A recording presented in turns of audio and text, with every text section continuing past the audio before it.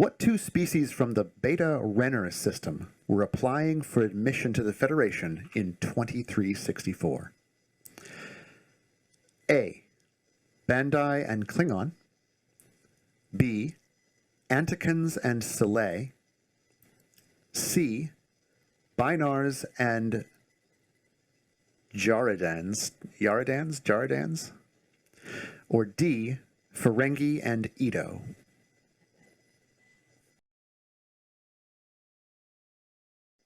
The game is non-unbalanced. It's much like our relationship, Greg. I think I'm a little better than Greg. A piece of the action. Spunky. Welcome to Piece of the Action. I'm Micah. I'm Eric. And I'm Greg. And today we are going to be looking at Sekigahara by Matt Calkins from 2011. I'm going to see what Greg and Eric thought of it. This is a two-player only game. Is that correct? That is correct. That's right. With a running time of 180 minutes. So a very long two-player game. So we'll see whether they liked it, what that means. So before we get into our introductory thoughts, if you've not subscribed to us yet, now would be a good time to do that as we get into the video. But now let's hear our introductory thoughts on Sekigahara.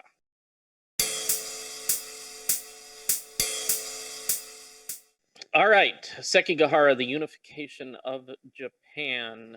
Let's talk a little bit about what the premise is and maybe give us a little bit of a brief overview of the rules. Greg. So this is a war game. First war game we've actually reviewed, I believe. That's full-fledged war game. It's a block war game. It's based in 1600. It's the last 7 weeks of basically the Sengoku period in Japan. Basically, it's the end of many, many years of civil war in Japan, and kind of the slow march to reunifying Japan into one cohesive country. This represents the last 7 weeks of that battle, where you have basically, there's a lot of history here, and I actually find the history of this game really fascinating, but we'll just kind of glaze over it really briefly. One of the Hideyoshi Toyotomi died. He was kind of the last de facto ruler of Japan. He only had a 5-year-old son to give his power to, but when he dies, he basically tries to tell all the clans of Japan, hey, just stay at peace until he gets old enough, and then he'll take over.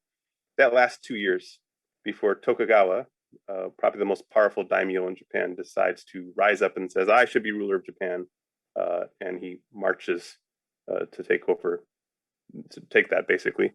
On the other side, you have Ishida, who is basically someone who is not that powerful, but he decides that no, we need to respect Toyotomi's last wishes. Let's have his son eventually be the ruler of Japan, but of course he has his own motivations behind that. Anyways, all of that kicks off the Civil War. Historically, it lasts 7 weeks, and it finally ended at the Battle of Sekigahara, which is on the field of Sekigahara. So how the game works, though, is you have blocks that represent 4 clans, both sides. One person's playing Tokugawa, one side's playing Ishida, and you have blocks that represent one of your 4 clans. That each block is one of 4 clans. And you also have cards in your hand that also have those symbols on them of those clans. Those are your resources. The blocks on the field basically represent your raw forces, and the cards in your hand basically represent what loyalties you have, because your armies are not cohesive. Through each week, you have 2 turns. There's like a movement phase where you move your blocks around, and then you have any place where opponents' blocks are in the same spot, you have a battle. And you have battles by basically deploying blocks by playing a card that matches that clan. So that's basically how the combat works. It gets a lot more complicated than that, but maybe we'll get into that a little later. The game will end after 7 weeks, and whoever has the most points are gotten by controlling castles and resource points. Or if you can find the block that symbolizes the leader on your opponent's side, if you can find that block and get rid of it, kill it, you also can win that way. And Tokugawa has a third way of winning. If he can march all the way to the capital and take out the 7-year-old disc, basically, you'll also win. That's also very, very difficult to do, but it is possible. So that's basically how the game works in a nutshell. I would say this game, and maybe it's getting a little bit into the field of play, but I'd say basically this game is just learning how to use your cards according to the blocks that you have on the board, because you may not have the loyalty of all the clans at all the time. So it's just learning how to use it that way. But that's basically how it's played. A couple of questions for you. First of all, you call it a block war game. What exactly do you mean by that? And as opposed to what other type of war game would there be? I think when people think of typical war game, they think of like chits on a map, and you're moving these little tiny pieces of cardboard around. But a block war game is specific in that you have, well, they're blocks. They're like blocks of wood. And typically, you only have information on one side of that block. Actually, the best example of this is Stratego. If you've ever played Stratego, that's not a war game, but if you ever played Stratego, you know what I mean. Like you can only see your side of your blocks. You can't see your opponents. So that gives you kind of like a fog of war. Yeah, it's like you know what you have, but you don't necessarily know what your opponents have. That's typically what separates a block war game from your normal war game. Okay, and is that running time? Would you say that 180 minutes for 2 players? So is it a 3-hour game? I'd say it's 3 hours. It could be less. I've had them go 2 hours before, maybe even less if you waste your opponent. But 3 hours is not crazy. No.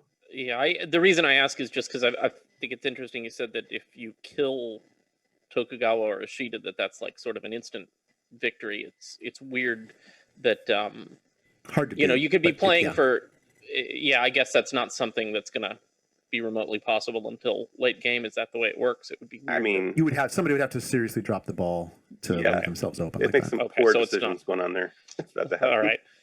But it's possible, very good. Sure. Then let's talk a little bit about the theme. Eric, what do you think about how well it did on executing this theme of period piece Japanese Civil War? Yeah, so Greg set up what the premise of the game is, and I think that it carries that out exceptionally well. I know a little bit about the history. There's actually a really good, very accessible video on if you YouTube Extra History. He has a section on the Sengoku Jidai, which is this time period, and if you want to brush up on it, you can watch that. It's a real fun video series and very interesting time period. And Greg mentioned that this was a time period when Japan was divided into all these different clans, and that is represented by the fact that you might have a massive stack of blocks that you're able to move around, but when it comes crunch time, when it comes to let's fight, if you don't have the cards that represent their loyalty to you, you can't flip those blocks around. So and that opens up bluffing options too, which there was some, if you go back and watch that video series, or if you happen to know anything about this time period at all, you know that there's some seriously gutsy moves that were carried out during this unification war. Like 5 guys in a castle holding the castle and making it seem like there was a lot more people there. So while it doesn't get that granular in the actual game, in broad strokes, it is represented in the sense that you can move these massive stacks of blocks around, but not really have the means to ask them to go fight for you when it comes crunch time. So there's that. The theme comes through really well on that. I would say that the accuracy of this game is very, very high for a historical war game. Okay, so it brings me to something else. Thinking about a game like this where it's very clearly has a vision of a specific set of events it's trying to execute, right? Like obviously, or I mean, it seems obvious to me, maybe it's not, but it seems obvious that the idea to do a game set in this time period covering these events was where the start of this game was, and then it seems like the game would be built around it, as opposed to having a cool war game idea and then wrapping a skin around it. This goes back to what we kind of talked about with High Frontier. I was going to say, that's a feature of, that's why that video is called like what do we call it, the war game, the warless war game, because simulations, that's what they obviously, the idea is you're trying to simulate this particular thing, and then the rules come from that, as opposed to like a more Euro game, or even some Ameritrash games where it's like, let's come up with some cool mechanisms and then tack a theme onto it. The theme in this comes first in almost all war games or simulations, and this one nails it. It does really good. Also, it looks very pretty. The design of this game is really good, which to me, I know it doesn't matter to Greg, but that we haven't got helps the a good lot. and bad yet. I may have things That to helps say a lot. here. Well, no. What I'm saying is that it helps with the theme. That having a good design helps me immerse in the theme. Yeah, and just be clear, this is like our first true. I mean, I know we talked about High Frontier being a war game, but I think this is our first true war game that even war gamers would call a war game, and that's the goal of it. Check out my series plug, but yeah, I'll talk about how the goal of a war game is realism, right? It doesn't really have the considerations in mind to be strategic per se. It's just like, can we mimic the feel of the war at the time? Is how it started, and then play through some what if scenarios, possibly, Right, and that's kind of what I was wondering about or getting at is, are there, so because we're going to kind of cross into talking about the feel of play, but it overlaps both. Does it enforce the theme, and then does it create the appropriate feel? There possibly being weird little extraneous elements to it that aren't particularly efficient or elegant in terms of pure like tactical or strategic game design principle or something like that, but are only included because they're very directly trying to emulate something that they already had in mind. So maybe thinking about that, you guys, if either of you want to comment on that, and also we can kind of start talking about how does it feel to actually play this game? Does it feel like you're, a leader in Japan fighting a civil war? Well, I would say that there's definitely plenty of room for there to be simulation games that are clunky, right? Just because you decide to make a simulation game, the theme comes first in a simulation, but you still might end up making rules to do something to represent something historically or in real life that ends up, even though maybe it does that job, it doesn't sync well with the rest of the game. So the balance there is to make a simulation game that also feels like the mechanics flow well together. There's not a lot of rules in this game. It's actually pretty simple, and so in that sense, I do think it succeeds there. Yeah, I think we'll talk about this later on for sure. I want to get into this kind of aspect with this war game. It should be noted that so this is a GMT game, and GMT always has like a war game chart thing in the back that talks about difficulty and complexity and stuff. That this is a 2 on their scale of 1 to 9. So this is a very light war game. Yeah, I noticed on BGG, I think it gave it like a 2.4 or something. Like, yeah, but the war games heavy. No, the war game scale though is completely backwards on BGG. Yeah. So if it's a war game, just ignore the weight that they say. This is okay on a war game, because that's like basically they're saying it's midweight. They're just saying it's less than midweight. If you're comparing this to other board games, I think this is more than midweight maybe. But on the war game scale, this is very light. I would say that maybe their scale is maybe that GMT scale. I've got plenty of other GMT games, and usually I find that very helpful. But I think what they're going off of is like, how hard is it to grok the rules, right? Like, how many rules are there in the game? And Sekigahara has very few. Yeah, no, I agree. What I'm trying to get at too is I agree with GMT scale. What is GMT scale? Because that's their war game scale. So if you look at the back of the box, they tell you what the complexity of the game is. Okay. But that's a war game scale. Because, I mean, if you go to the other end, you're talking about like Campaign for North Africa. That's like, 10 times as difficult as any other non-war game can get, I mean, the scale is so much more stretched out when you're talking about war games. So a 2 in war games, yes, this is a light war game, but that doesn't make it a light board game. Does that make sense? Yeah. So, and I don't think, I agree, and I'm going to talk about this later, but I agree, I don't think there's a ton of extraneous rules, but there's just enough here that are put there to evoke the theme.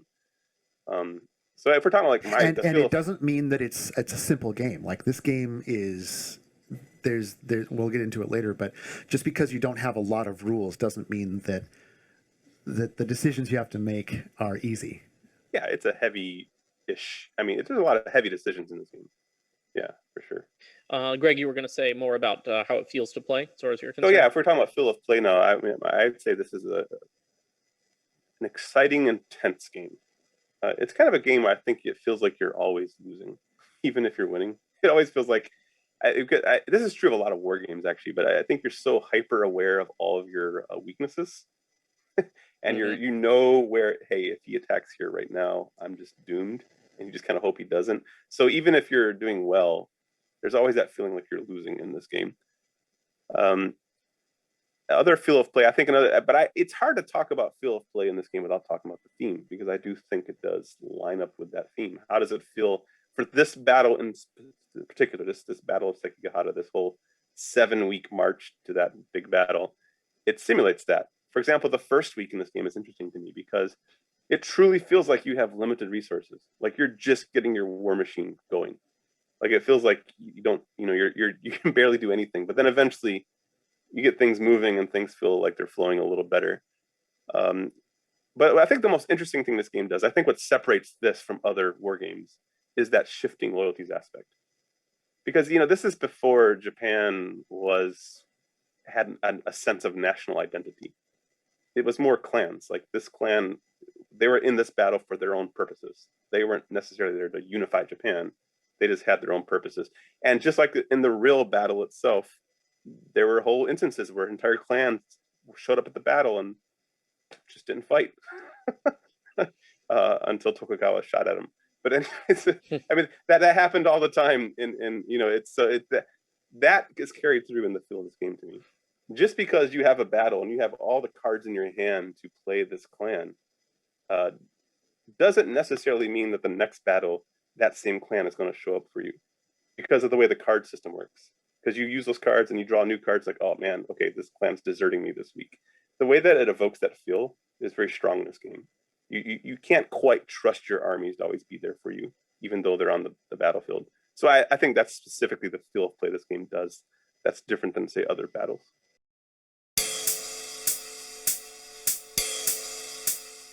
All right, now let's talk a little bit about some of the priorities and or strategies that especially a new player might want to keep in mind coming into Sekigahara for the first time. So Greg, you want to start us off with any tips you might have? I can try. I'm bad at this game, but I would say there's always two main victory conditions in this game. Yes, you could march all the way to Osaka and take out Hideyoshi disc there, but I think that's difficult. I think for the most part, you're either going to max score at the end of the 7 weeks, or you're going to take out the other leader. But I would say it seems to me like a lot of new players want to focus on trying to take out the leader, and I would say that's a little more opportunistic. Just take that out if you can. Your focus in the first few weeks especially should be on getting those resource points and those castles. I think that's what counts as points. Castles are 2 points, resource points are 1. But in addition to that, if you have more than your opponent of either of those, you get extra blocks that you can muster, and you get extra cards drawn each turn. So I think in general, your first few, don't worry about the leader, don't worry about trying to get all the way to Osaka. Just be concentrated on which of these resource points are easy to get. In the beginning, there's some easy ones to grab. So kind of like focus on that in the beginning. Second one, I say don't be afraid to fight. This is not a game where you can be timid. And the reason being is because of that loyalty system, you never quite know what your opponent can actually. You look at the block and it's like, oh man, he's got like 6 blocks there. It's a lot. But unless he's been like collecting the cards for it, that might not be an effective army. I would say, sometimes it's okay to just attack and take opportunity. I mean, you kind of have to read your opponent and what they were doing, but don't be afraid to attack. Don't just assume because there's 6 blocks there they can play all 6 of those blocks, because odds are they can't. And then on top of that, I would say also use combat as an opportunity to cycle cards. Because that's the interesting thing about combat in this game. You play cards to play the blocks, and then every single card that you play for a battle, you redraw up. So sometimes you can get multiple battles going on the same turn, and you can, if you've initiated it, it's your turn. You can decide the order they happen in. So you can look at, okay, there's a battle over here, but I don't quite have the cards for it. So I'm going to have a battle over here just to cycle through my cards. So I can play those cards, draw up, and hope I'll get more cards of the clan that I need for this battle over here. Like, I don't think that's a bad idea. You don't lose, you may lose blocks, but you don't lose cards for going into a battle. So it's a good way to, it's a good opportunity to cycle those. Those are my very noob, poor player strategies there. So. All right, it's interesting what you say about the taking the opportunity, not being shy about combat.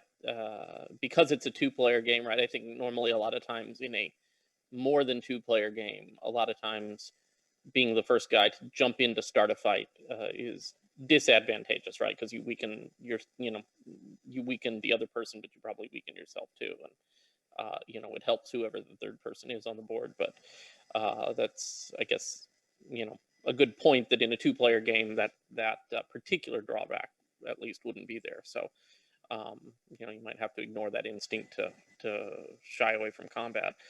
Yeah, but I think in particular this game, why I say that is because of the way the loyalty system in this game specifically is. Yeah, they may not be able to play all the blocks that you think they can. Right. That's it. It's like, just assume unless they haven't been using that army in a while, that they don't have the cards to play every block.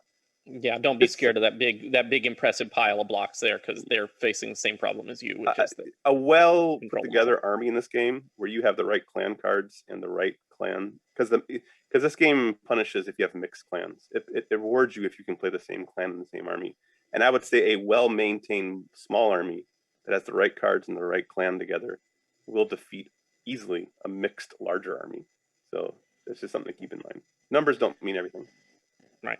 Okay, great. So there's some tips from Greg, who is not any good at the game. What about you, Eric? Are you fantastic at this game and therefore have commensurate yes, tips for us? I've solved this game. So okay, yeah, great. Yeah, listen up, internet. No, I'm not great at this game either. I think I'm a little better than Greg. I don't know. I think our current games in Yukata are different. Those are, yeah. I'm not doing well on those games. That's true. But I've actually never lost a war game to Greg. Yeah, Eric. That's why I say I'm not good at this. I can beat other people at war games, but for some reason Eric is my. I'm his kryptonite. I don't know why. Yeah. Greg's a lover, not a fighter. Sorry. That's it. But only with Eric. Only with Eric. Hey, so I would say Greg is absolutely right about the aggression level in this. It needs to be pretty high. You can't turtle in this game. So be aggressive. Be aggressive. And the key is knowing where to be aggressive. So one thing I would say is look at your opponent's hand size. If they have few cards in their hand, now is a good time to attack. If you've got a lot of good cards in your hand, now is a good time to attack. When you end a week in the game, which is a round, right? Yeah, you have to discard half of your hand anyway. So if you've got a bunch of good cards in your hand, use them. Otherwise, you're going to have to get rid of a bunch of them anyway. So now's the time. So don't hold back on that. I would say it's really advantageous also to learn the frequency of cards, because not all of the clans are equally represented in the deck. So you might be thinking, oh, I was thinking of them as different shapes because they have their little symbols on them, but your little circle clan over there looks really strong, and it is, but there's not that many cards to represent that circle clan in the deck. So if you get them, great, but chances are you're not going to, which, if your opponent knows that also, that means that that they know that that's a weakness of yours. So learning the decks, there's nothing wrong with that. It's not cheating. Just go through the deck before you play, kind of get a general idea of how each clan is represented. Yeah, you're talking about the Uesugi clan. It's interesting. Those two clans up there on the north side of the map, Uesugi and Date, have the least amount of cards in the deck, and the distribution is actually not that far off. But it always feels like to me I never have enough of those cards. So that's why I'm pretty aggressive but I have some good, like if I'm playing Tokugawa side, and I have some good date cards, I'll attack Uesugi early, just hoping that my opponent does not have those cards because I know how hard they are to come by. The chances are good. Yeah, I've had the same experience. Also, you've got a little section on the board that is your musterable blocks. Again, your opponent doesn't know what those are. Only you can see them. But there's a rule in the game where you can only muster those blocks to a specific part of point on the map. It's like that clan's home village or castle. So one thing that's really important is if you've got a bunch of blocks that can attack from a particular place that will then leave that original place open and vulnerable, but you can muster troops into that place, that it's a really good thing to remember that to try to, I guess what I'm trying to say is pay attention to your troop distribution with regards to your ability to muster, because those troops, you're going to know specifically where you can put them on the map because they can only go one place. So remember that is all I'm saying, is when you're moving your troops around, remember that where your mustered troops are going to be able to go. Also, I think it's a very good idea, point 4, to keep track of, as much as you can, where the daimyo is, your opponent's daimyo, and to commensurately to obscure where yours is. So at the beginning of the game, there is some knowledge that is known about troop placement from both sides. So you can know what the setup of the board is, and you know where your opponent's daimyo is, and he knows where yours is.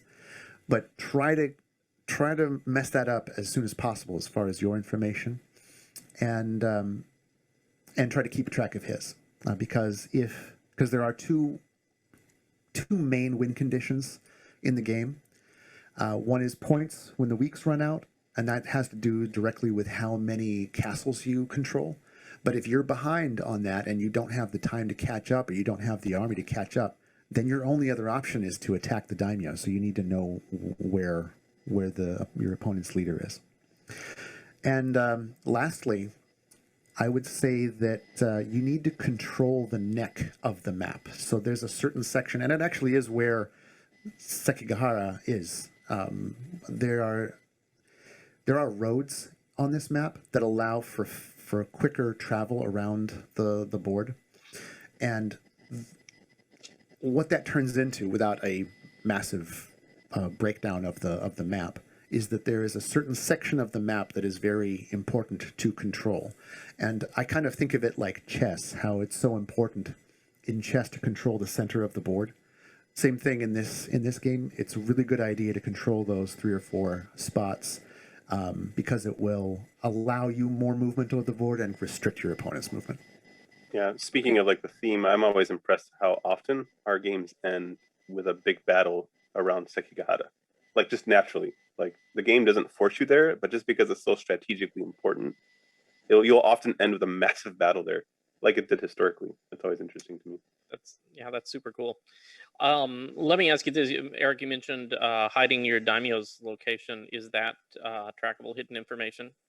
Is there a way to actually obfuscate that perfectly, or could I was really careful? No, you can obfuscate that. I mean, it's going to be a percentage thing. Like if we were playing, you're going to know where my guy is, and it's. I guess you could potentially.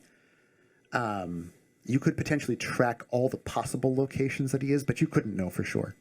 So no, it's not hidden trackable. Okay. All right. Cool. All right. Well, thank you for those tips. If you end up, to our viewers, if any of you end up trying these tips and they help you out, give this video a like. Or if you try them and you lose horribly, then come back and give us 2 likes. So, thanks. Yeah, this is just trolling people, like trying to get more people to lose Sekigahara. That's my goal in life. Yeah. If you lose the game and break down crying, but a piece of the action said this is what I should do, that's on you, okay? That's on right. you. Yeah, they did both say that they're terrible at the game, so yeah, pretty bad. Keep that in mind.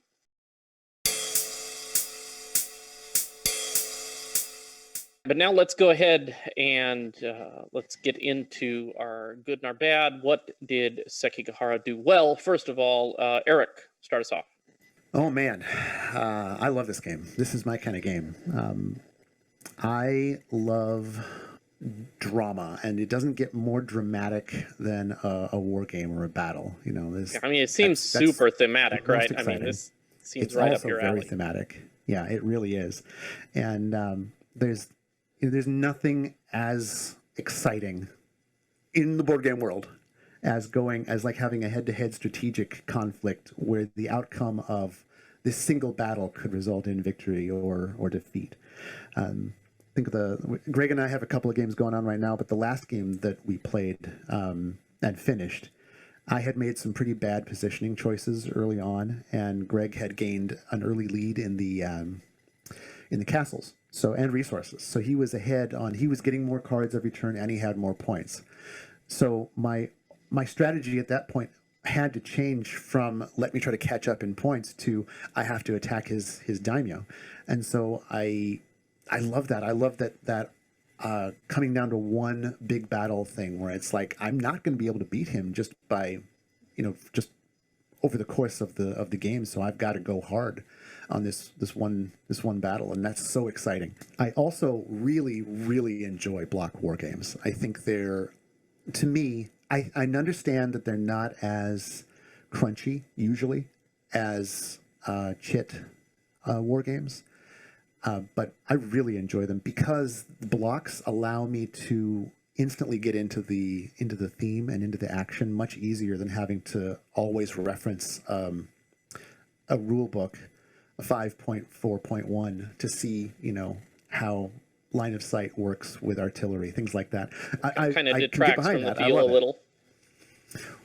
Yeah, you just like my video about theme. It's every time you have to pull one of those levers or look up where that lever is, you're going to lose focus on the theme of the game. But with a block war game, all your information is staring you in the face. So you're like, okay, and you got just a hand of cards. So it's much easier it gives me a much stronger connection to pure strategy as opposed to pause while I look up this fiddly rule.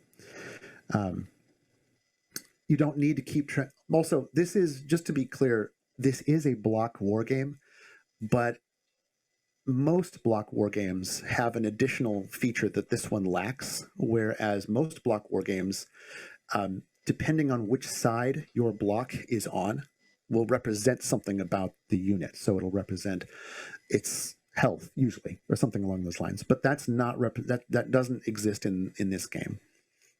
Games like Julius Caesar or Hellenes, things like that, they have that feature where you rotate the block. Your opponent still doesn't know what that information is, but at a glance you can see the life and morale points and stuff of whatever's being tracked on and that's so cool.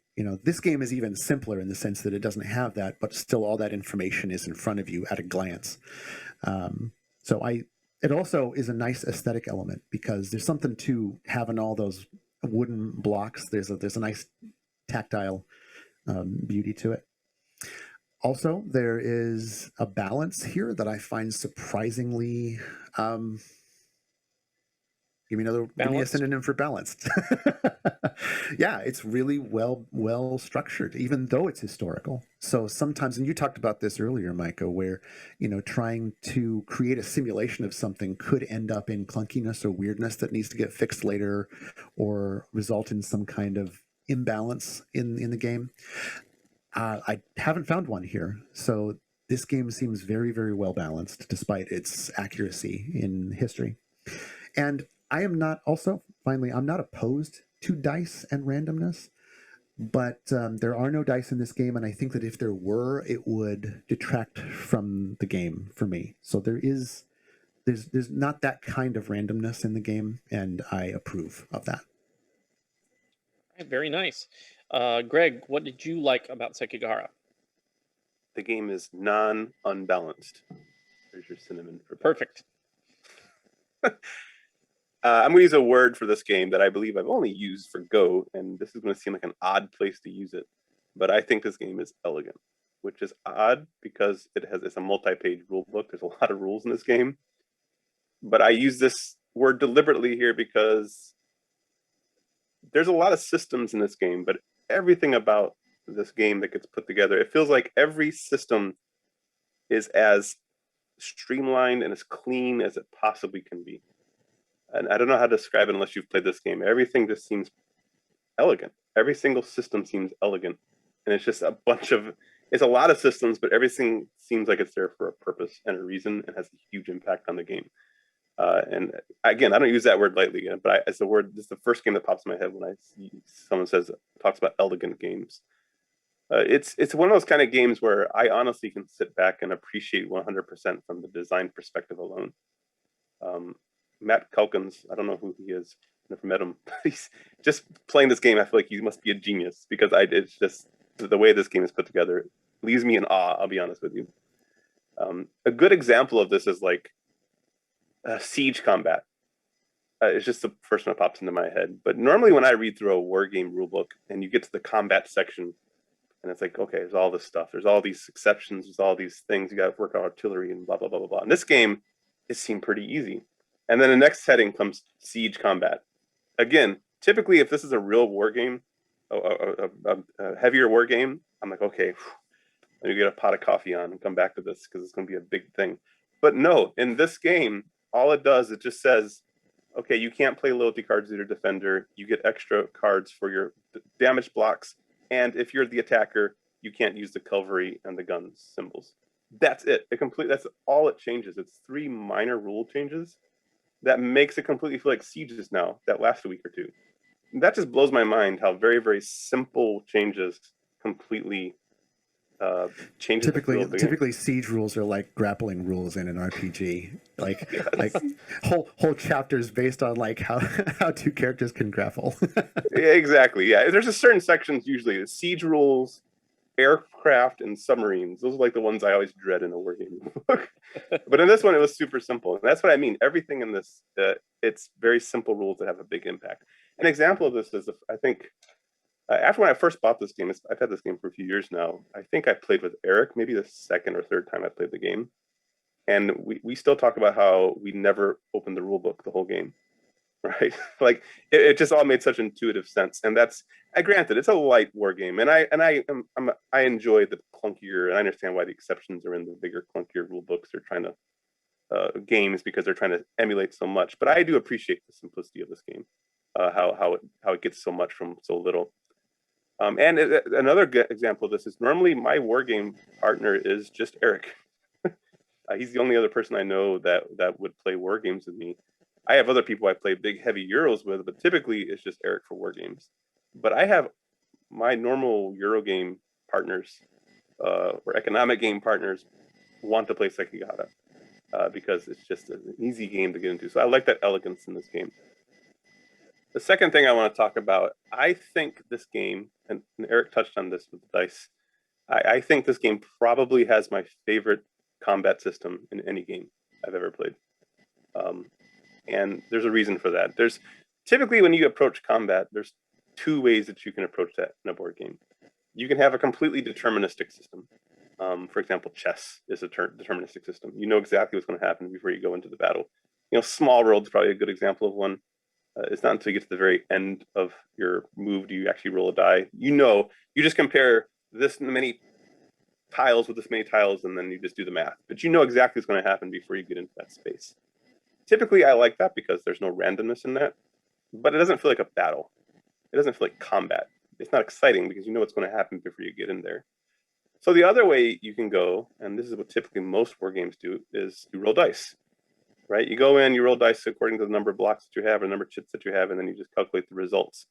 That's fine, and that's more exciting, but the problem with that system is it's very random, but it's also, you're leaving the fate of this battle up to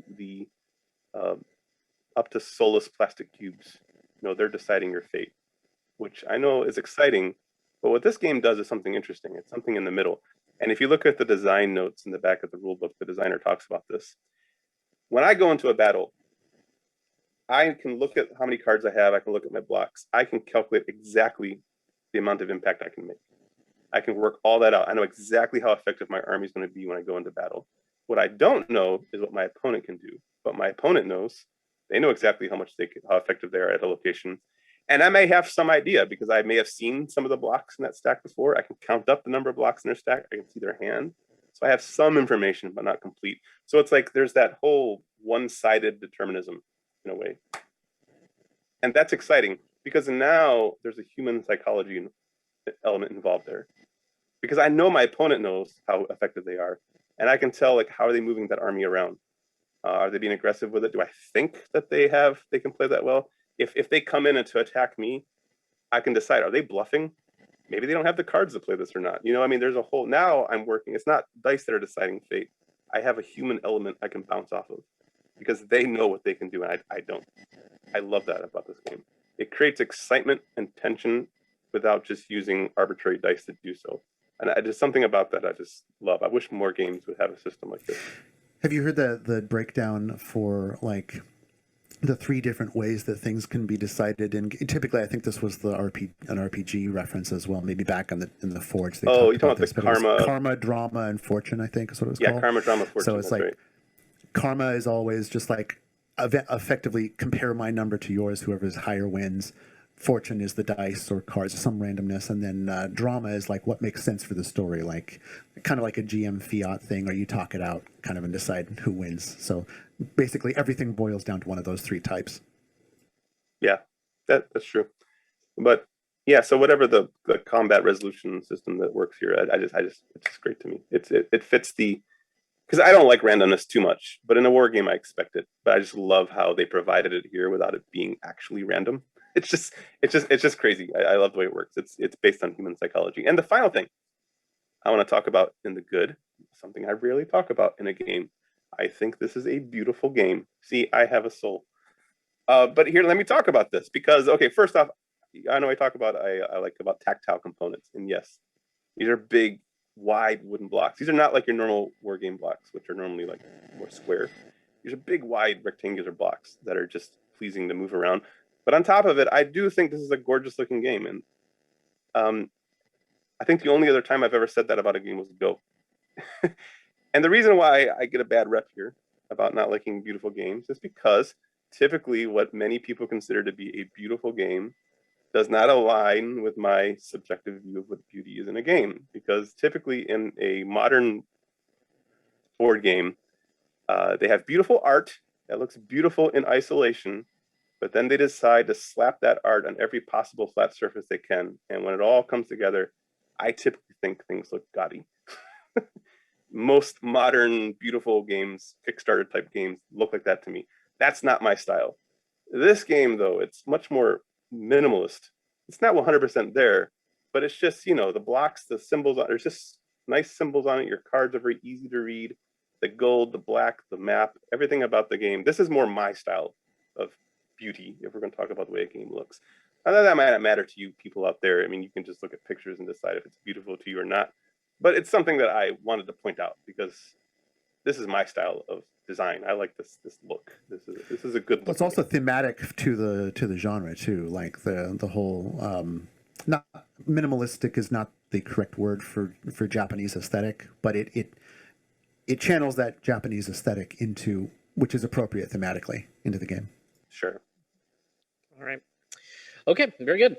Well, now we've heard about the good. Let's talk about what you guys did not like about Sekigahara. We'll go back to Eric. You want to tell us what you feel it could have done better?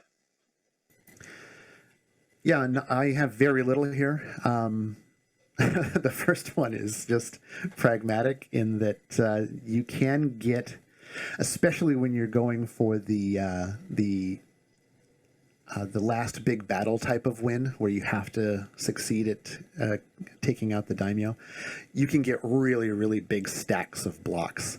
And so that can topple. It can get a little Jenga-like, and which can, effectively ruin the game if that happens. So, I mean, we talked about it back I railed on this with Terraforming Mars, how, a bump of the table and you're completely done.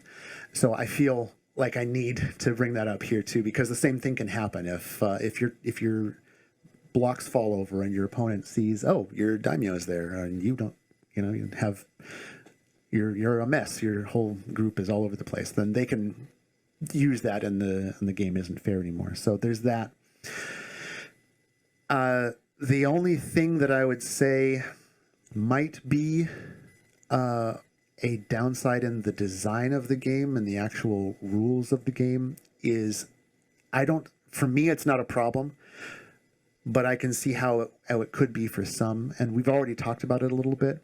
You can't turtle in this game. So you can't just go to a certain area and build up your troops like Risk style on what was that? What's the thing Australia that they're classically Australia, Papua New Guinea, or something like that? Yeah. Just get like all the troops on Papua New Guinea and then go crazy. Yeah. You can't do that in this game because you don't have the time, and you honestly, while you're doing that, your opponent's going to be going and getting all of the victory points and the resources. So it won't matter in the long run, even if you did do that. Now that is also thematically appropriate, but every so often, I don't always want to play a super aggro war game. Sometimes I like to play the turtling strategy. I like to build up slowly and then like feel super powerful at the end of the game. But you literally cannot do that in this game. Other than that, I thought about including a negative on the loyalty cards, but I actually really kind of dig the loyalty cards. The loyalty cards are special cards you can get in your hand where what happens is you play them like an instant on your opponent's turn when they deploy a block. Because in order to deploy a block, you have to play a card from your hand to be able to flip it around and say, I have, this guy is loyal to me, so I flip it around. Well, then if Greg was to do that and activate one of his blocks on his turn, I can play a loyalty card out of my hand and say, okay, loyalty challenge, you need to now show that you have another card, an additional card of that same clan in your hand.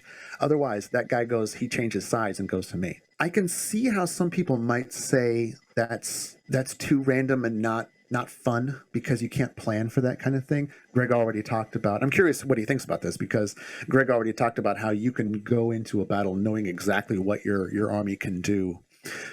But not always, because if your opponent has a loyalty card and you don't have the cards to back that up, they could force one of your blocks to change sides.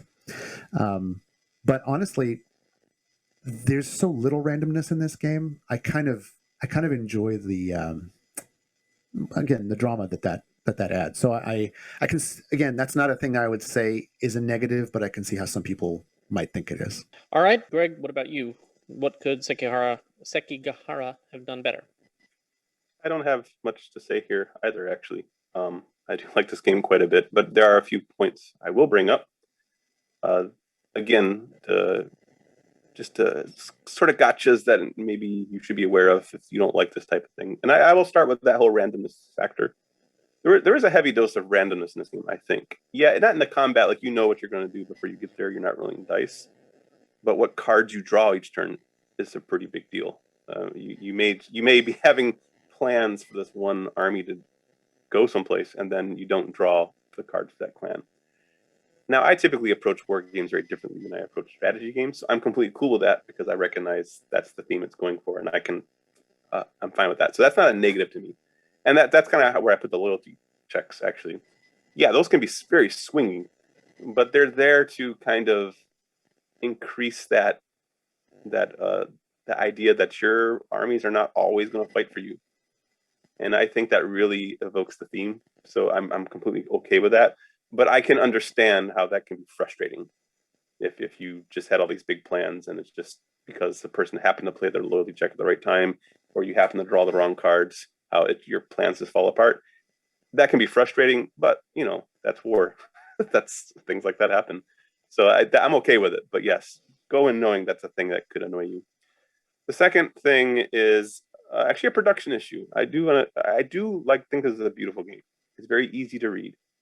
Eric talked about the toppling blocks. Yes, that is an issue, but I think even more than that, those are very wide blocks, which they're very cool looking. But if you get big armies in places, you can't just stack 8 blocks on top of each other. That's just too high. So you kind of have to like separate them out into different stacks. Eventually, you have so many stacks going on in some of these places that they start to obscure the cities around them, and that can be an issue, especially since you'll notice if you ever look at the map, a lot of the places where the cities are really close together is on the south side of the map, and that's typically where all your big battles are going to happen. So you could be having a battle and you could be planning on retreating someplace and then realize that you didn't take into account there's a city between you and the city you wanted to go to because your blocks are covering it. You just forget that Minakuchi even exists because there's so many blocks in that section. It's just it can get a little woolly with the blocks. They're so big and they take up a lot of space. So just go in knowing that that has happened and has actually affected games in the past. Finally, I was really questioning if I should even bring this up, but I feel like I want to. What's interesting thing about this game is, so for the historical setting, you start the game with certain blocks in certain cities and certain castles, and then there's a little bit of random you pull up blocks and you kind of fill it out. But I find, especially in the first week or two, generally you're facing pretty much the same decisions every game in the very beginning. In your very first turn, you're kind of facing the same decisions. It's not a huge deal. I mean, we love Go. Like 98% of all professional games start at 4-4 or 4-3. When you look at an empty board, you're facing the same decision every game. However, in this game, you only get 14 turns. So I do feel like this is the fact that you're kind of facing this very similar decision in your first turn or two is taking up a larger percentage of your turns. It's not a big deal. It does differentiate itself quickly. And I've had games end, like I said, I've had them end with massive battles in the battlefield of Sekigahara. And I've had games end with me chasing down a daimyo in the northern countryside. So they do differentiate themselves quickly. But that first, I always feel like my opening decision, I'm kind of like, I've been here before with these decisions. And I'm only kind of mentioning that because this is not a negative as it is more of a want. And I don't know if it's because there's just no real historical justification for it, but man, this is a game that if I could ask for another map, this is it. And I don't, maybe there's just no way there's a battle or a war that they can do that has these same clans in it, and that's why they can't really do it. But even if it's like a fake battle, I would love to play this on a different map where I'm faced with different decisions. And maybe there's no really historically accurate battle they could do that with. But man, if this, I'm not a huge expansion person, but if they ever did come up with another map for this game, I would snatch it up in a heartbeat. So that's it. Those are all three. They're not really negative so much as just minor quibbles and possible gotchas. So, if you agree or disagree with Greg and Eric's minor quibbles, leave us a comment below and let us know what you think of Sekigahara.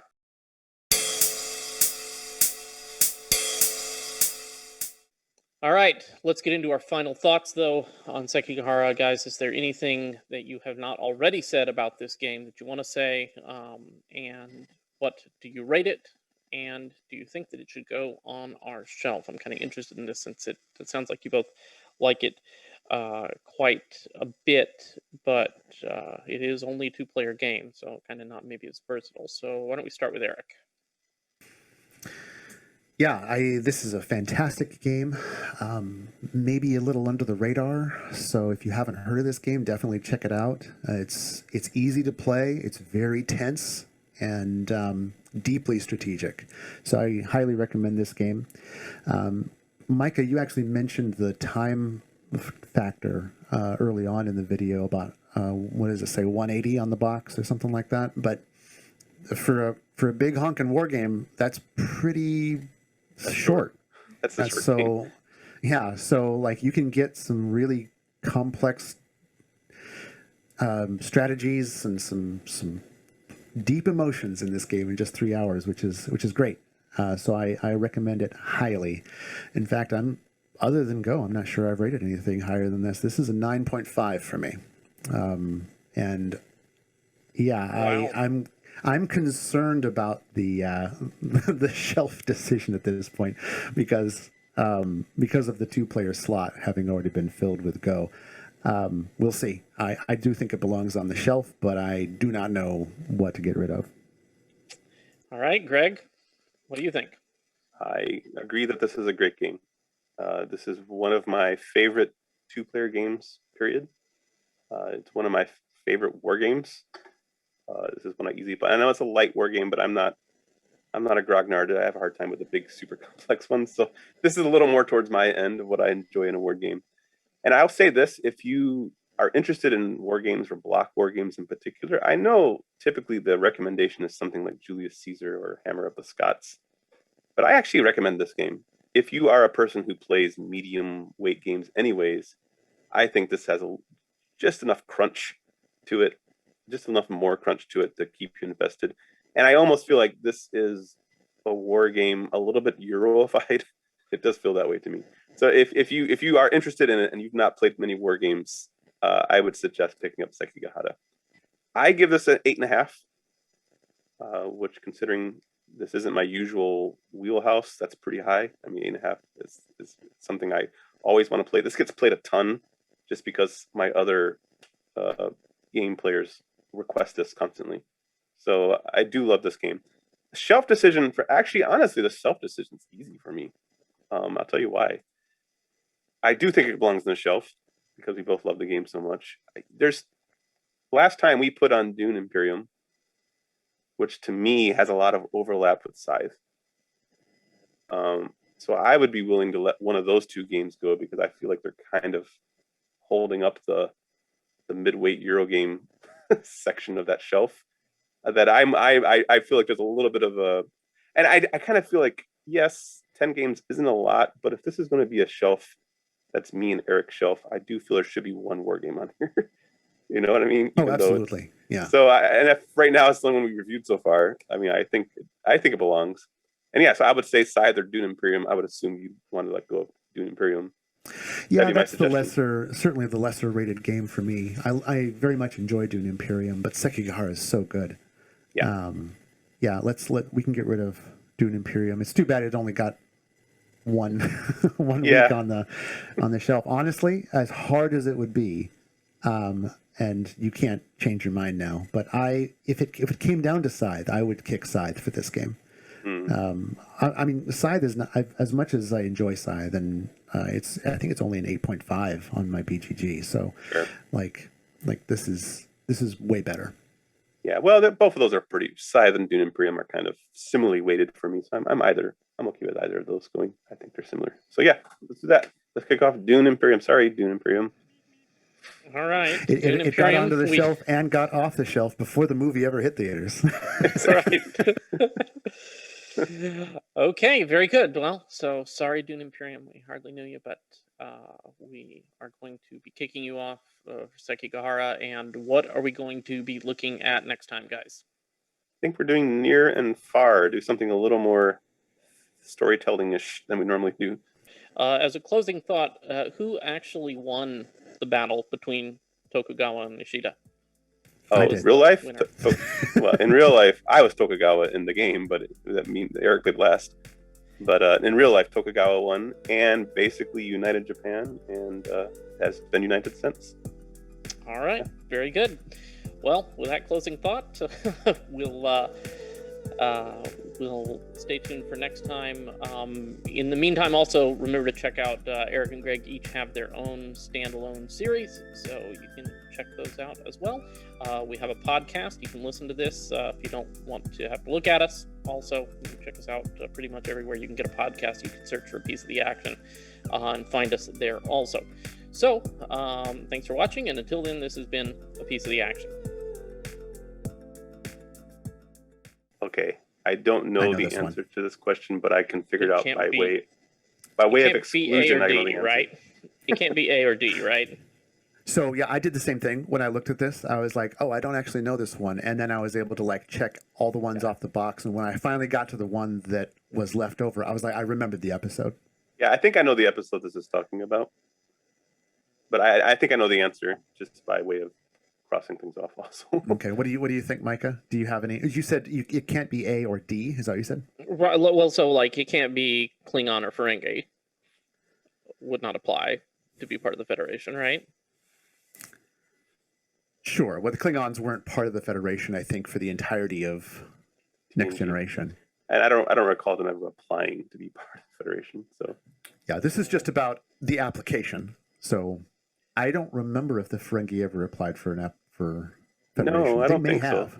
I don't know if they ever applied. Not that I recall. The only thing I know about them was Nog was the first Ferengi officer. Spoilers. Oh yeah, that's right. For a 30-year-old yeah, spoilers. TV show, but. So B was Antikins and Soleil, and C was Binars and Yaradans. And I know it's not C because I remember the Binar episode. That's the 101, whatever it was. Exactly. Right. And that had nothing to do with Federation applications. Right. So we're going with C. So or I'd B? say B. Yeah. Yeah. To me, it's B, and I go ahead and check it first. It is B, and I remember. You remember the episode though, Greg?